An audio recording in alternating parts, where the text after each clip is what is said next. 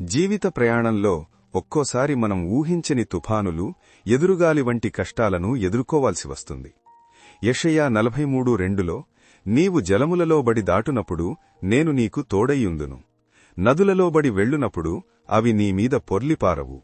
నీవు అగ్నిమధ్యను నడుచునప్పుడు కాలిపోవు, జ్వాలలు నిన్ను కాల్చవు. ఈ వాగ్దానం ద్వారా దేవుడు మనకిచ్చే అద్భుతమైన భరోసా ఏమిటంటే, మనం వెళ్లే మార్గంలో జలాలు ఎదురైనా, నదులు పొంగిపొర్లినా ఆయన మనకు తోడై ఉంటారు. ఇక్కడ గమనించాల్సిన విషయమేమిటంటే, కష్టాలు రావు అని ఆయన చెప్పలేదుగాని ఆ కష్టాలు మనల్ని ముంచివేయవు అని వాగ్దానం చేస్తున్నారు.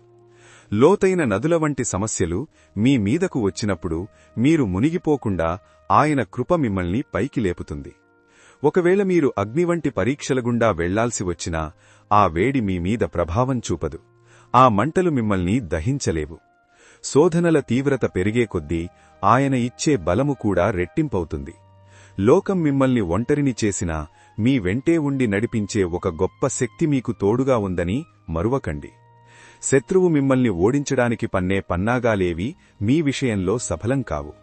ఆపత్కాలంలో ఆయన మీకు ఆశ్రయదుర్గంగా మారి ప్రతి ఆటంకాన్ని దాటించి సురక్షితంగా తీరానికి చేరుస్తారు. మీ పరిస్థితి ఎంత భయంకరంగా ఉన్నా మీ దేవుడు అంతకంటే శక్తిమంతుడని విశ్వసించండి. ఈ రోజు మీరు ఎదుర్కొంటున్న సవాలు ఏదైనా సరే, అది మిమ్మల్ని నాశనం చేయడానికి కాదు, మీ విశ్వాసాన్ని మరింతగా దృఢపరచడానికే అని గుర్తించండి. ధైర్యంగా అడుగు ముందుకు వేయండి. విజయం మీదే.